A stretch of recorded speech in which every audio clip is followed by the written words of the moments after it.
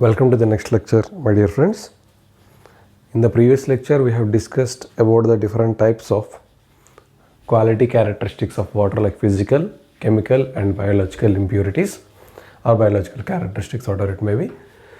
So in this lecture, we are going to start the properties which we are going to discuss in physical. So physical characteristics of water. Physical characteristics of water. So what is meant by physical characteristics? See, physical means whatever be the characteristics which we can see, which we can feel, those comes under physical. I already told you. So in that, first one is suspended solids.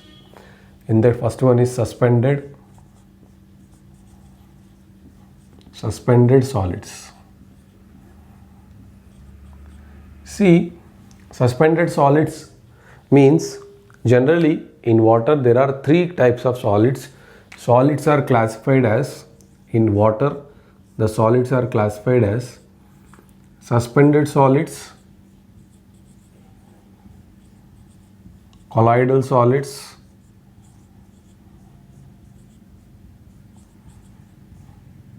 and dissolved solids. So the solids are classified as suspended, colloidal, dissolved. So suspended solids which we can look and which we can feel. So these suspended solids will come under physical. Generally colloidal is a transitional. It is somehow, sometimes colloidal particles may behave like a suspended, in sometimes it behaves like a dissolved. It's a transition kind. So we cannot categorize this under physical or chemical. It is in transition, whereas dissolved is completely dissolved in the water. So we consider this cannot be, we cannot look this, we cannot observe this by our naked eye. So that is why we categorized this as a chemical characteristics. This is a chemical characteristic and this is physical characteristics. So there is a approximate differentiation of these solids based upon its size. Okay, we categorized these particles based upon its size. It's an approximation only, it's not exact values. Okay, so when the size is ranging from 10 to the power of minus 1 mm to 10 to the power of minus 3 mm, we categorize them as suspended solids.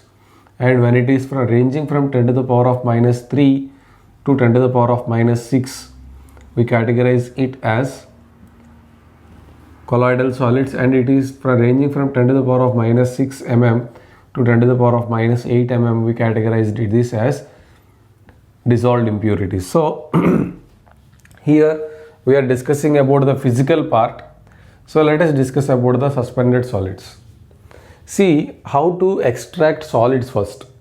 So whenever we take a raw water, how to extract total solids. So raw water, so this raw water is heated at 104 degrees. So this raw water is heated at 104 degrees. So after heating at 104 degrees, whatever the solids, so all the water will get evaporated at this temperature, leaving a residue. So that residue is nothing but total solids. Okay, so this is total solids. This is total solids. Again, in total solids, there will be two categories. One is fixed solids, another one is volatile solids. Okay, fixed solids and volatile solids will be there. Actually, in this, there will be fixed solids plus volatile or organic. So to determine the fixed solids and to determine the volatile solids, we need to heat it at 600 degrees centigrade. So if you heat it at 600 degrees centigrade, all the volatile solids, so these are volatile, so which can be evaporated. So these solids will go away at this temperature. These are organic solids. So fixed solids will remain here. These are inorganic. So these fixed solids are inorganic solids. These are inorganic and these are organic solids. Okay, these are organic solids, so which will go away as vapors. So here these are fixed solids. In the same manner, we can do for suspended also. In suspended solids, there will be fixed suspended solids, there will be volatile suspended solids. So now we found how to find the total solids. Now how to find that suspended solids. So suspended solids can be removed by filtration. So if you send raw water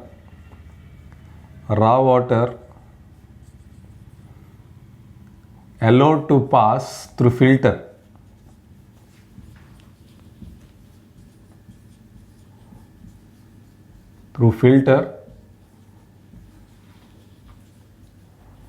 filter paper. See, here we have determined the size. The least size is 10 to the power of minus 3 mm. So if you keep some filter paper which is finer than that, then these particles cannot move through that filter paper. They will be arrested on the top of the filter paper. So raw water, when allowed to pass through a filter paper, so the suspended solids will be available on the top of the filter paper. So that filter paper, whatever the residue you have collected on the filter paper, we need to heat it, because there will be some moisture also in that suspended solids. Adsorbed moisture and all will be present. So to get the exact weight of the suspended solids, so heat the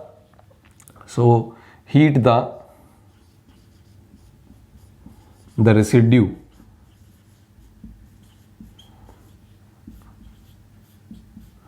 left on top of filter paper.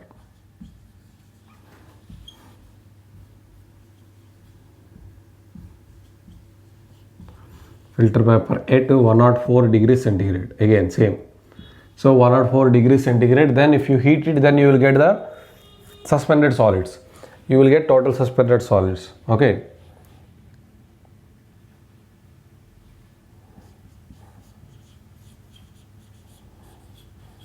Can determine total suspended solids. So if you know the total suspended solids, so simply total dissolved solids is equal to total solids minus total suspended solids. So in this total, there will be fixed and volatile, that is why we call this as total. Okay, if you heat it again, this total suspended solids, if it is heated at 600 degrees, you will get only fixed suspended solids. If you take fixed solids, then you need to take fixed suspended solids, and you will get fixed dissolved solids. Okay, so here generally suspended solid is not a permanent one. See, suspended solid can be removed at different stages of purification, or else at different stages of the water movement also. Naturally also the total solids will get, suspended solids will get removed automatically because of its higher size. Okay, suspended solids are having little higher size, because of which under gravity also they may settle down. So they are not permanently present in water. If you bring the water to your home also, if you keep it undisturbed for some time, so these suspended solids will settle down automatically, but the dissolved solids will not go that easy.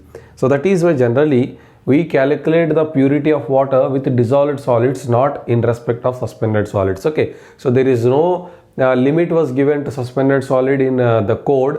See, there is a code for all these things, quality characteristics of water.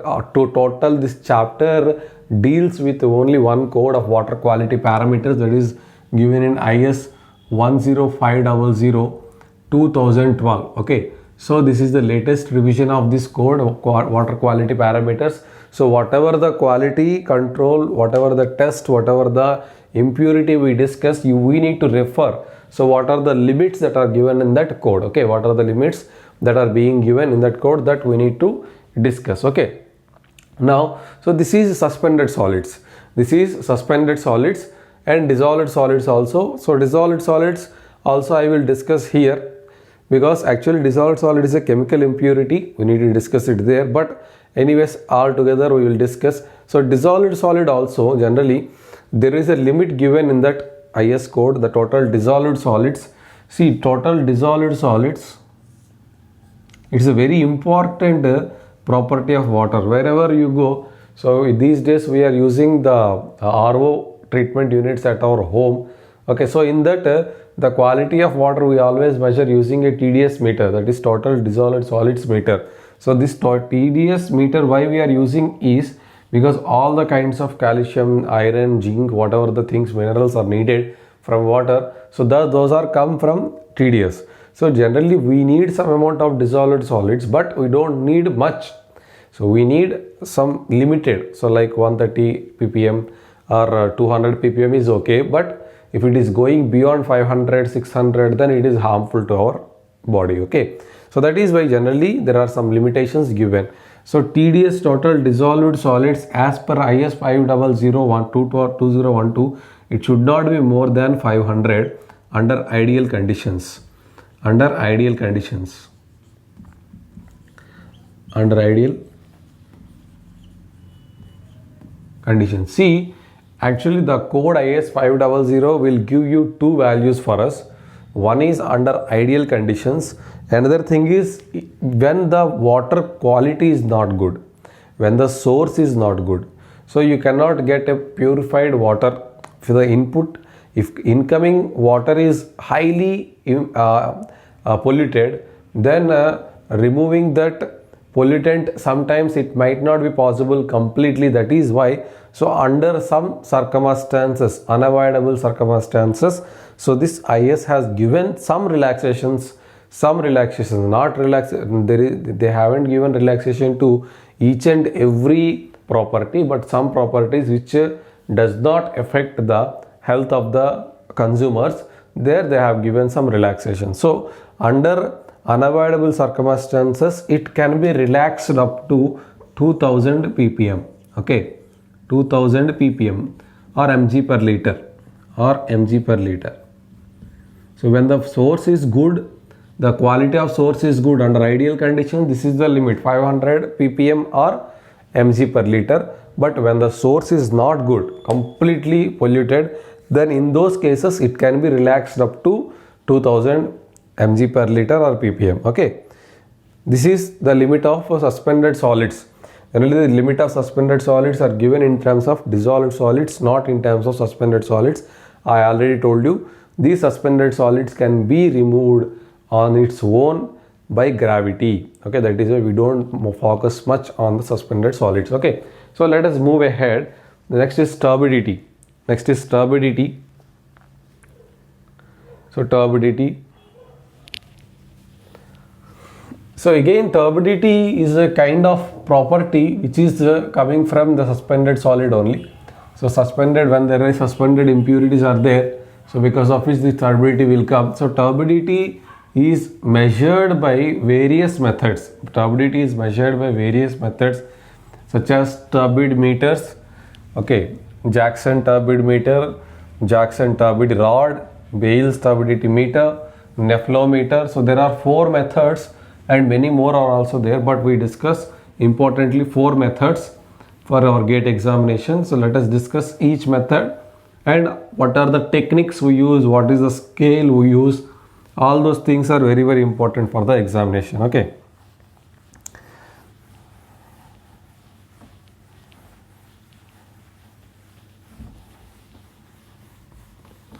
Now, see, there are 4 categories here. First one is Jackson turbidity rod. So turbidity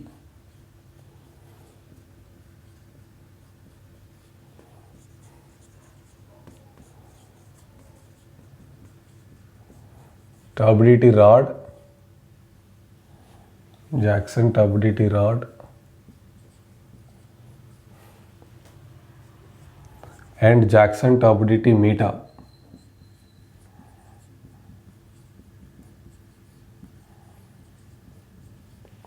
And Bale's turbidity meter, and 4th one is nephelometer.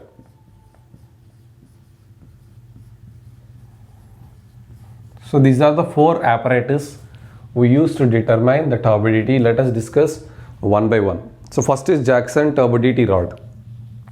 See, Jackson turbidity rod, it is a field method. It is a field method to determine the turbidity of water. Okay. Now here there will be a jar in which we will take the raw sample. So there will be an aluminum rod, so which is having a platinum needle here. So an aluminum rod will be present and there will be a platinum needle. Okay, we will keep it at some depth. So we keep on increasing the water level. We keep on increasing the water level. See here, only one thing we need to observe in turbidity. Turbidity, any method you go, any method we go, either we use light absorption technique or we use light scattering principle. So light absorption or light scattering, what this turbidity will do, when you pass light to the water having turbidity, so the intensity of light before hitting the water and after passing the water, so there will be some intensity difference, because whenever you just keep a hand or any body which is transparent, but it is not having completely fully transparent. Okay, so that means there will be some loss of this illumination when you keep a cloth or a torch. So there will be some loss on the incidenting ray which is going out of the cloth. If you remove the cloth, then the intensity will be uniform. That means if there is any medium which is obstructing the light, then the intensity will lose. So similarly here also, so when turbidity is present, so the light which is entering the water sample and exiting the water sample, there will be loss of intensity in the light. So that is how we measure the turbidity. So similarly here, if there is nothing, there is no water in this jar, you can easily see this platinum needle. You can easily see this platinum needle from any height. Okay. So first, now what I do is I keep on increasing. So if I increase water, so now it is visible, though it is visible, but not that much clear as it is present earlier. If I increase some more water here, so now the clarity of visibility much more reduces, and at some depth of water column, it completely becomes invisible. That depth of water is nothing but, this is the height of water, so which is causing the turbidity. So now we want to compare this. So okay, here it is at this depth it is not making visible this platinum needle. Now in order to give the turbidity, so we need a scale. So now what I will do now, same jar, same height of water, same jar I will keep, but I will remove the raw water, I will replace it with distilled water. Now the same depth we have replaced the raw water with distilled water. So now in this distilled water with this depth, it looks very clear because distilled water has no impurities, no turbidity in it. Now what we will do is, we will add turbidity to this distilled water manually. So I told you we need to compare, we need to give a value to the turbidity. To give a value to the turbidity, what I do, I will now take a distilled water in it, I will drop some turbidity manually. What is the turbidity? That is Fuller's earth silica dioxide. So the scale, to measure turbidity,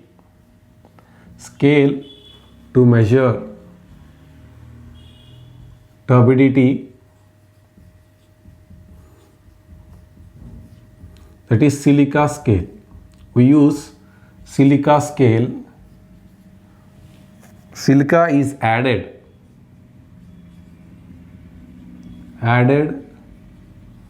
as silica dioxide,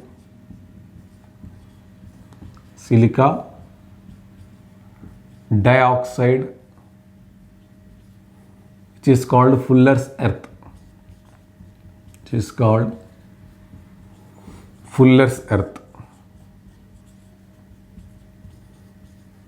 So here what I am doing, I am adding silica to this. So now I have removed the raw water, I have replaced it with fresh water or distilled water. So in this depth, and the depth is fixed. Now in this depth I added 1 milligram of silica. I added 1 milligram of silica. No, still it is visible. I added 2 milligram of silica. Still it is visible. I added 3 milligram of silica. Still it is visible. I added 4 milligram of silica. So now it became invisible. Are you getting me what I am saying?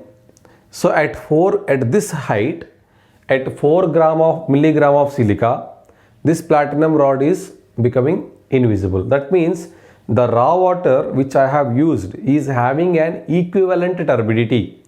It is having an equivalent turbidity of 4 milligram silica. Are you getting me what I am saying? So we cannot measure turbidity in any terms. So that is we want to make it uniform. Further, that is nothing but uniform reading is nothing but a scale. So for getting a uniform reading we need a scale. Here for turbidity we use a silica scale, and that silica scale is measured in the form of silica turbidity unit. Okay, silica scale gives a reading,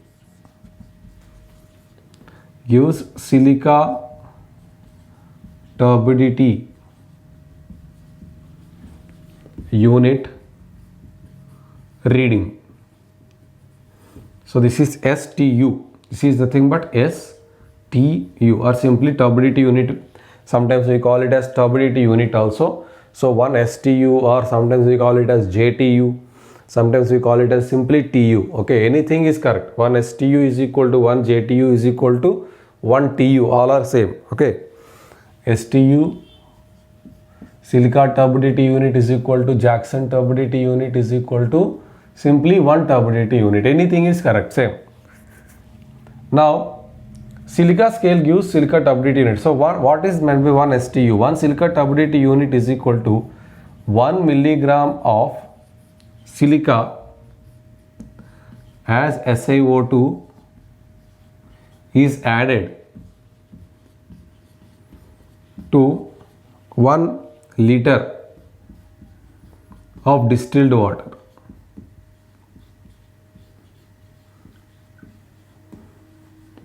This is nothing but 1 STU. So 1 STU is nothing but 1 milligram of silica as SiO2 added to 1 liter of distilled water. Here you are adding 4 milligram of silica, and what is the volume of this water? That also you need to calculate. What is the volume of the water? So weight by volume will give you concentration.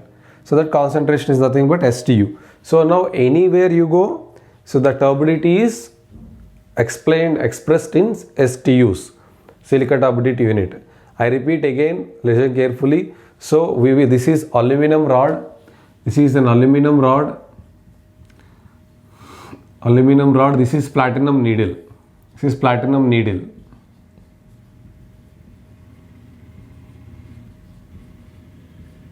So this is our observation eye. So from here we will observe the platinum needle. So first we will fix the platinum needle, and we will increase the water in this jar.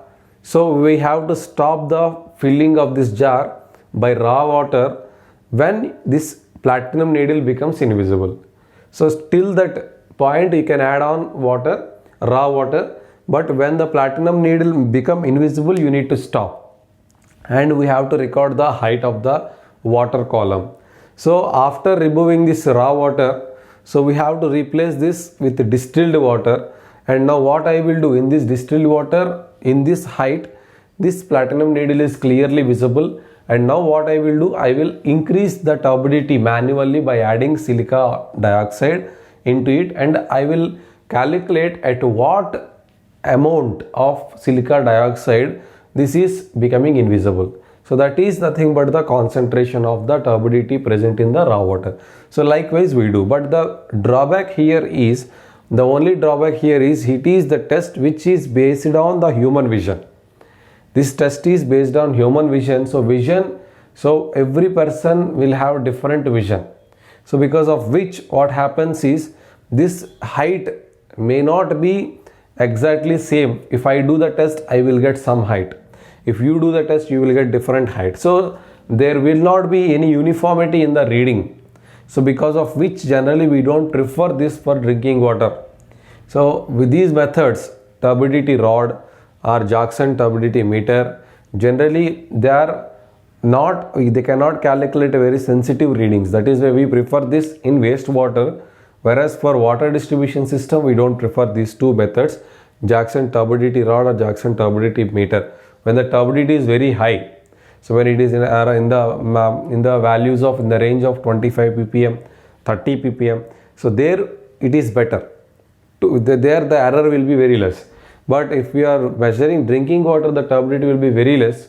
So a small change will create a lot of sensitivity is needed in the reading. That is why for drinking water generally we don't prefer the turbidity rod method. Okay, so let us move ahead. So Jackson turbidity meter. Jackson turbidity meter.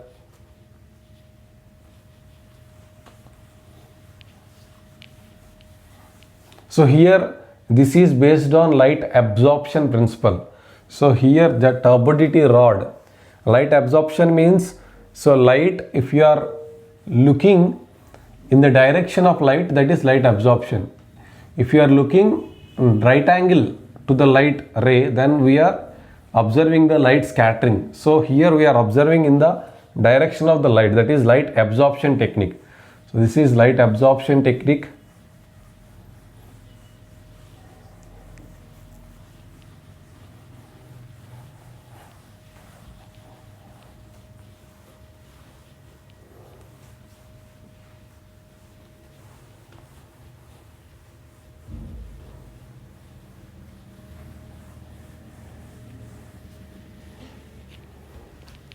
So next one is Jackson turbidity meter. Jackson turbid meter.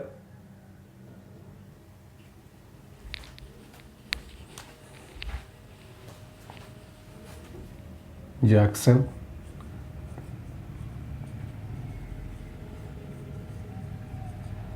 turbidity meter. See, this is also similar to Jackson turbidity rod. This is the lab method actually, that is a field method, this is the lab method. So the only apparatus will change, the methodologies are same. So here we will take a jar. So there will be a light beneath it. So now in this jar we will increase the water as I told you earlier. So we will observe it. So at some depth of water, this candle, this light will be invisible. This light will be invisible. So that depth is nothing but the depth where you need to fix for the reference sample. The same thing, you will remove this water, distilled water you will take, and now we will compare. So at what measurement of the silica, this is becoming invisible. So likewise we have to compare. Okay. So the same thing, it is only generally this is the lab method and that is a field method. See this Jackson turbidity meter or turbidity rod. So Jackson turbidity meter and turbidity rod are used when the turbidity is very high, are preferred. They are preferred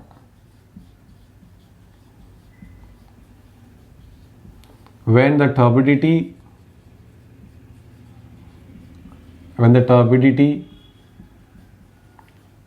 is greater than 25 ppm. So generally for fresh water or water supply systems, the water may not have this much of turbidity, but whereas in sewage, so wastewater, this much turbidity will be present. That is why generally this turbidity rod and turbidity meter are generally used for wastewaters, okay, not for fresh water. So this is about the two turbidity meters. Let us go to the third one, that is Bailes turbidity meter. This is also light absorption. That is also turbidity rod is also light absorption. So Bailes turbidity meter is also light absorption. So only light scattering principle is applicable in nephelometer.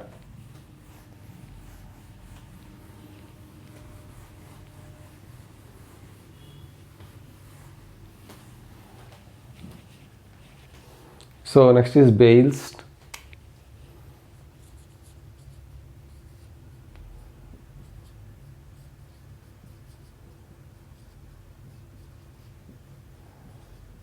So in Bales turbidity meter, there will be a light ray. So generally, we will be having a light ray like this. There will be a small bulb which emits the light with some intensity, and so there will be two tubes in which you will fill the water. You will fill the water. One is distilled water. So one is distilled water, and another one is raw water. Another one is raw water. So we will take raw water and distilled water in two tubes, and we allowed this light to pass through these two tubes. Now obviously here the intensity of the light, so whatever the light ray coming out of this distilled water will be having more or less same intensities, but here there will be loss of intensity. So the light ray which is coming out of the raw water may not be that much clear as that it is here. So now what we do is, so now here this is a color matching technique. So whatever the light ray's color or else light ray's intensity which is coming out of this raw water, we want to match it. Okay, so by increasing the turbidity here, because distilled water does not contain any turbidity, but we manually add the silica dioxide and increase the turbidity of this distilled water. So now we will add some silica, we will add some silica to some extent such that these two are looking like same. So when these two are looking like same, when the two light rays or intensities are looking like same, then that means these two are equally turbid. These two are equally turbid, right? So that means here we don't know what is the turbidity, but we know here because we have added manually silica dioxide. So that is why here, so you will get the turbidity of this raw water. So this is nothing but color matching technique. You are matching the whatever the intensity or color of light. See, when the light is dull, dim, it emits different color. When it is bright, shine, sharp, then it emits different kinds of color. So that is what I am saying. So this is a kind of matching technique only. Now, or else we can also measure the intensity. So here we can also measure using intensity also. The turbidity can be measured the loss by using the loss of intensity. Here what is the intensity, here what is the intensity. So but before using this intensity calculation, we need to calibrate it for intensity. So manually we need to check. So with this is the intensity, then what is the turbidity. So here this is intensity I1, here intensity I2. When silica is 1 mg per liter, silica is added 2 mg per liter, then this is I1 is intensity constant, but what is I2? So that means you need to make a chart. You need to make a chart of intensity with versus turbidity. So if you get some intensity here, now from this intensity what might be the turbidity? So that will be other way of approach. There are many ways of approach to find the turbidity. One way of approach is matching these two. Other way of approach is finding the intensity here, and for this intensity what should be the turbidity. We need to calibrate it before doing that intensity calculations. We need to first calculate. So with using some reference sample, what is the intensity, what is the turbidity, what is the intensity, what is the turbidity. So if the chart is available with you, then you can easily, by knowing the intensity, you can also calculate the turbidity. There are two ways, any way we can use. So this is Bales turbidity meter. Generally Bales turbidity meter is used for very low turbid waters. So generally it can calculate up to a value of 0 to 2 ppm. Here Bales turbid meter also uses the silica scale only. Bales turbid meter also uses silica scale only. So here this is also silica turbidity unit or simply turbidity unit, whatever it may be. So here for up to Bales turbid meter we use silica turbidity unit only, but only in nephelometer we don't use silica turbidity unit. We use nephlo turbidity unit. Okay, NTU, we use NTU. Till Bales turbidity unit, turbidity meter we use STU, but nephelometer it is NTU. Here See what I am doing, I am checking the intensity in the direction of the light. So this is the direction of the light, right? So that is why this is a light absorption technique. So Bale's turbidity meter works on the light absorption technique. It works on light absorption principle. See here, whenever we are looking in the direction of the light ray, then it is called light absorption. When you are looking at right angle of this light ray incidenting, then we are looking at light scattering. So light is scattering principle. Okay, so this is light absorption principle. Let us go to the last method, that is nephelometer. Let us go to the last method, that is nephelometer. So nephelometer is also a very fine turbidity finder. So generally we use this for fresh water or raw water, which is used for drinking. So generally in code also they have given the limits of drinking water in terms of Nephelon turbidity unit, not in terms of Jackson turbidity unit. Here whatever the code they have, this code has given the limitations of turbidity in terms of NTU, not in terms of JTU, because JTU is used for what? Wastewaters, not for fresh water. So for fresh water we use either Bales or Nephla. So but predominantly we use nephelometer for drinking water. That is why the limits whatever being given in the code are in terms of nephelometer. Okay, so nephelometer.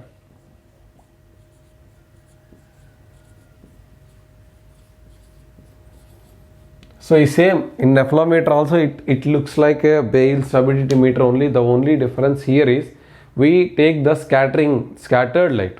We take the scattered light into account, but we don't consider the absorbed light.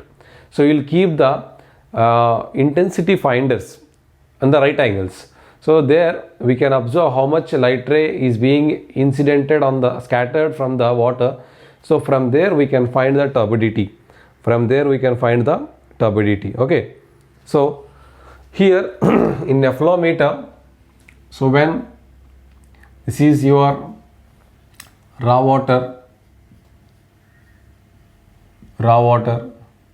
So when a light ray is incidented here, some light ray is scattered in right angle direction. So these intensities are being taken into account to find the turbidity. Here, in order to check whether the nephelometer is perfectly working or not, see there we are using distilled water. Here we will be using formazine polymer. So to calibrate this nephelometer, to whether check or to set 0. So why need to calibrate? So you need to, before starting off the experiment, we need to keep the equipment at 0 mark. So to keep it at 0 mark, you need to have a material which is having a 0 turbidity. So how to get that material which is having 0 turbidity? So that material is nothing but formazine polymer. So generally this formazine polymer will have 0 turbidity. So that is why we use this nephelometer to find the turbidity of formazine polymer. And why during that nephelometer should give a reading of 0. Otherwise it needs to be set to 0. Okay. So here formazine polymer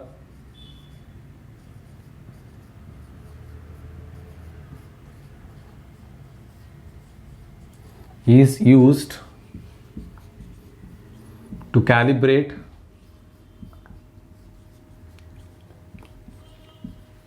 nephelometer, and it works on a principle of light scattering principle.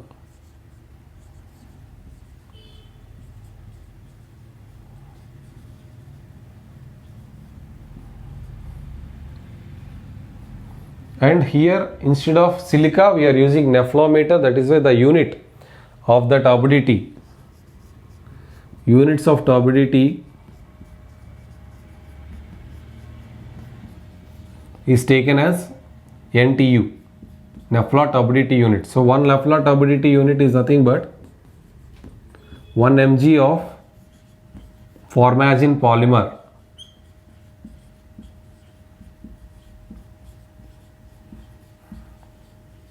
is added in 1 liter of distilled water.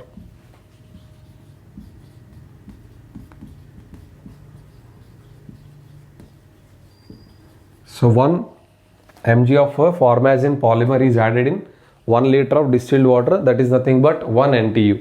That is nothing but 1 NTU, and 1 NTU is not equal to 1 JTU. Very, very important thing you need to remember. NTU is based on formagin polymer, JTU is based on silica.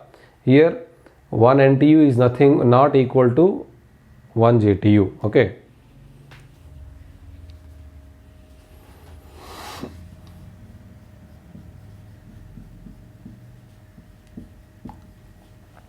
And generally the limits of water quality parameters are given like this.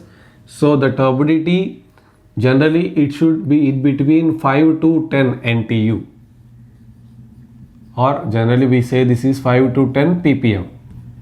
The limits of turbidity, the limit of turbidity is 5 to 10 ppm. That means in ideal cases it should be 5 ppm, but in unavoidable circumstances also it should not be more than 10 ppm. 5 to 10 means what? It should be it can be maximum 5. It can be maximum 5, should not be greater than 5. It should not be greater than 5 ppm under ideal conditions. Under ideal conditions, and it should not be more than 10 under unavoidable circumstances. That means when the raw water is highly polluted, in those cases we give some relaxation to this. So this is all about turbidity. And we need to discuss now the rest of the physical properties such as color, taste, odor, temperature. So all these things we will discuss in the next class. Thank you so much.